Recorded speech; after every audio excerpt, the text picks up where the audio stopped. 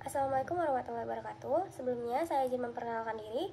Nama saya Fabila Putri Burbukit, NPM 2208260165. Saya dari semester 4 ingin mempresentasikan mind map saya pada blog obstetri yang berjudul Placenta Previa. Jadi sebelumnya saya izin menjelaskan terlebih dahulu, placenta previa itu merupakan placenta yang berimplantasi pada segmen bawah rahim atau biasa disingkat dengan SBR, sehingga menutupi seluruh atau sebagian dari ostium uteri internum atau yang disingkat OUI. Jadi, placenta previa ini adalah placenta yang berimplantasi pada segmen bawah rahim. Nah, sejalan dengan bertambahnya membesarnya rahim dan meluasnya segmen bawah rahim ini, dia akan mengarah ke proksimal, memungkinkan placentanya ini akan berimplantasi pada segmen bawah rahim dan ikut berpindah mengikuti perluasan segmen bawah rahim, seolah-olah placenta ini tersebut berimigrasi. Kemudian, ostium uteri yang secara dinamik ini akan mendatar dan meluas dalam persalinan kala 1. Bisa juga mengubah luas permukaan cervinnya yang tertutup oleh placenta previa.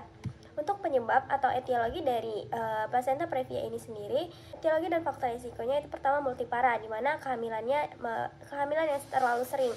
Kemudian mioma uteri, kuretase yang berulang, umur lanjut, bekas seksio, riwayat abortus atau bisa juga karena plasenta yang besar dan luas. Dimana faktor resiko ini sendiri yang dapat meningkatkan placenta previa ini multipara yang seperti saya bilang tadi, dan umur lanjut. Umur lanjut di sini sekitaran di atas 35 tahun.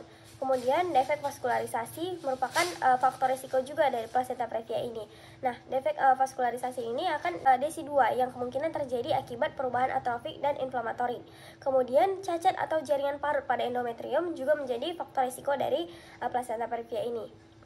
Masuk pada klasifikasi dari placenta previa ini. Jadi klasifikasi pada placenta previa itu terbagi menjadi 4. Placenta previa totalis atau komplit, di mana di sini plasentanya itu menutupi seluruh ostium uteri internumnya. Nah, pada jenis ini jelas tidak mungkin bayi ini dilahirkan secara normal karena resiko perdarahan itu sangat besar. Kemudian placenta previa partialis. Ini adalah plasenta yang menutupi sebagian dari ostium internum. Di mana di sini pada jenis ini pun risiko perdarahannya itu masih sangat besar dan biasanya janin tetap tidak bisa dilahirkan secara normal. Kemudian yang ketiga ada placenta previa marginalis, di mana di sini plasenta yang tepinya berada pada pinggir ostium uteri internum. Hanya bagian tepi plasenta yang menutupi jalan lahir. Janinnya ini bisa dilahirkan secara normal, tetapi risiko perdarahannya itu masih tetap ada dan masih tetap besar. Kemudian yang keempat, plasenta letak rendah atau placenta lateralis dan kadang juga bisa disebut dangerous placenta. Ini adalah placenta yang berimplantasi pada segmen bawah rahim, sehingga tepi bawahnya itu berada pada jarak lebih kurang 2 cm dari ostium uteri internum. Jarak yang lebih dari 2 cm dianggap plasentanya itu letak normal. Risiko perdarahan ini tetap ada, namun tidak besar, dan janin bisa dilahirkan secara normal asal tetap berhati-hati. Kemudian kita masuk pada patofisiologi dari placenta previa ini sendiri. Pertama-tama dia itu implantasi awal, di mana implantasi awal ini pada kehamilan normal, plasentanya ini biasanya menempel pada dinding uteri yang tingginya sehingga tidak mengganggu jalan lahir. Nah, namun pada placenta previa ini sendiri, plasentanya ini menempel pada bagian bawah uterus atau dekat serviks. Nah, ini mungkin karena implantasi awal yang tidak tepat. Kemudian dia akan terjadinya pertumbuhan plasenta. Nah, di sini faktor-faktor yang mempengaruhi pertumbuhan dan pergerakan plasenta ini selama kehamilan dapat memainkan peran penting. Misalnya, kelainan dalam pertumbuhan uteri atau perdarahan pada dinding uterusnya bisa mempengaruhi posisi plasenta ini sendiri. Kemudian, kelainan pembuluh darah. Di sini, kelainan pembuluh darah ini ada hipotesisnya bahwa kelainan pada pembuluh darah yang memasuk plasenta ke dinding uteri bisa berkontribusi pada terjadinya placenta previa. Ini bisa meliputi perubahan pada pembuluh darah uteri atau faktor-faktor yang mempengaruhi aliran darah ke daerah tersebut. Kemudian bertambahlah risikonya, risiko tambahan.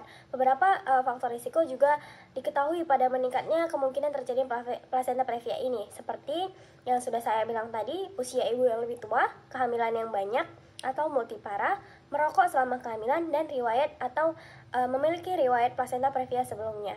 Kemudian tahap terakhir itu akan terjadinya perdarahan pada placenta previa ini. Salah satu komplikasi utama dari placenta previa ini adalah perdarahan yang dapat terjadi ketika serviks ini melebar atau rahim ini meregang selama kehamilan atau persalinan. Ini bisa disebabkan oleh pelepasan sebagian atau seluruh plasenta dari tempatnya. Untuk cara menegakkan diagnosa dari placenta previa ini, Diagnosa plasenta previa ini dapat ditegakkan dengan adanya gejala-gejala klinis dan pemeriksaan penunjang. Untuk gejala klinis ini sendiri, gejala utama berupa perdarahan pada kehamilan setelah 28 minggu atau pada kehamilan trimester 3 yang bersifat tanpa sebab atau causeless, tanpa nyeri atau painless dan berulang, recurrence. Kemudian palpasi abdomen, di mana palpasi abdomen ini janin ini sering belum cukup bulan, jadi fundus uterinya itu masih rendah dan bagian terbawah janin belum turun, biasanya kepalanya floating. Kemudian pemeriksaan in speculo, di mana pemeriksaan in speculo ini bertujuan untuk mengetahui asal perdarahannya, apakah perdarahannya berasal dari ostium uteri sternum atau dari kelainan serviks dan vaginanya sendiri. Kemudian penentuan letak plasenta yang tidak langsung, di mana di sini dapat dilakukan dengan radiografi atau radiosotop dan ultrasonografi atau yang biasa kita sebut USG.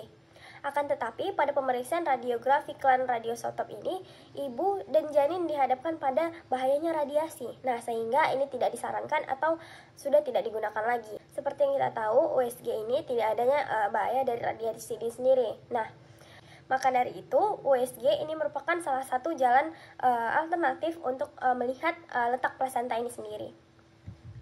Kemudian penentuan letak plasenta secara langsung. Pemeriksaan ini berbahaya karena dapat menimbulkan perdarahan yang sangat banyak. Nah, pemeriksaan ini harus dilakukan di meja operasi. Nah, peraban fornix ini mulai dari fornix posterior, apa ada teraba tahanan lunak atau bantalan antara bagian terdepan janin dan jari kita. Nah, pemeriksaan ini melalui kanalis cervicalis. Jari dimasukkan hati-hati ke dalam OUI untuk meraba adanya jaringan plasenta ini sendiri. Kita masuk pada komplikasi dari plasenta previa ini sendiri. Kemungkinan infeksi pada masa nifas ini besar karena luka plasenta lebih dekat pada ostium dan merupakan port di entry yang mudah tercapai. Lagi pula pasien biasanya anemis karena perdarahan sehingga daya tahan tubuhnya itu bakal lemah. Nah, salah satu komplikasi-komplikasi yang dapat terjadi pada plasenta previa ini seperti yang paling umum anemia dan shock hipovolemik karena pembentukan segmen rahim terjadi secara ritmik. Nah, maka pelepasan plasenta ini dari tempat melekatnya di uterus ini dapat berulang dan semakin banyaknya perdarahan yang terjadi dan tidak dapat dicegah. Kemudian komplikasi kedua akibat plasenta yang berimplantasi pada segmen bawah rahim dan segmen ini yang tipis. Komplikasi yang ketiga, serviks dan segmen bawah rahim yang rapuh. Kemudian komplikasi 4, kelainan letak anak pada plasenta previa. Ini komplikasi yang kelima, kehamilan prematur dan gawat janin sehingga tidak terhindar karena tindakan terminalis kehamilan yang terpaksa dilakukan dalam kehamilan belum a-term. Komplikasi yang keenam, solusio plasenta, dan komplikasi yang ketujuh, kematian maternal akibat perdarahan. Untuk tata laksana dari plasenta previa ini sendiri, pada pasien asimptomatik dengan plasenta previa di usia kehamilan 32 minggu, sebaiknya kita melakukan TVS atau transvagina sonografi. Ini dilakukan ulang pada usia kehamilan 36 minggu untuk memastikan metode persalinan apa yang perlu kita lakukan ke depannya. Untuk tata laksana pada plasenta previa dengan perdarahan ini perlu indikasi pada rawat inap. Kenapa? Keputusan untuk merawat pasien di rumah sakit perlu disesuaikan dengan kebutuhan pasien dan keadaan sosialnya. Misalnya, jarak dari rumah ke rumah sakit, ketersediaan transportasi menuju rumah sakit, riwayat perdarahan sebelumnya, hasil pemeriksaan hematologinya, dan kesediaan pasien menerima transfusi darah. Untuk waktu persalinan, ini bisa kita tentukan. Nah, persalinan pada preterm akhir pada usia kehamilan 34-36 minggu perlu dipertimbangkan pada pasien plasenta previa yang memiliki riwayat perdarahan per vagina. Lalu, kita akan memberikan obat-obatan seperti kortikosteroid antenatal. Pada pasien plasenta previa dengan perdarahan, pemberian kortikosteroid antenatal ini single course direkomendasikan pada usia kehamilan 34-35 minggu. Bahkan, kortikosteroid ini bisa diberikan kepada usia kehamilan 34 minggu bila pasien ini beresiko lebih tinggi lagi untuk mengalami persalinan preterm. Lalu, kita akan melakukan pemberian tokolitik, di mana pada pasien plasenta previa yang simptomatis, obat-obatan tokolitik seperti nifedipin dapat diberikan selama 48 jam untuk mempersiapkan pemberian kortikosteroid antenatalnya. Kemudian cervical circle, di mana dapat dipertimbangkan pada pasien dengan serviks yang pendek, terutama jika terdapat riwayat perdarahan antepartum.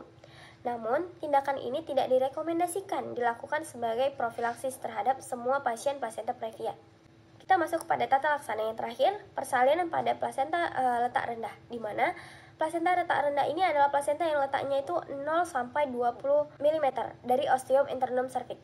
Pada wanita dengan letak plasenta 0 sampai 10 mm, sebaiknya persalinan dilakukan secara seksio sesaria, sebab 50% dari kehamilan dengan posisi plasenta seperti ini berisiko mengalami perdarahan intrapartum. Lalu, pada pasien yang letak plasentanya itu berjarak 11 sampai 20 mm dari ostium internum cervix, dapat dilakukan trial of labor, di mana pasien ini seperti ini memiliki tingkat kesuksesan persalinan per vagina sebesar 80%.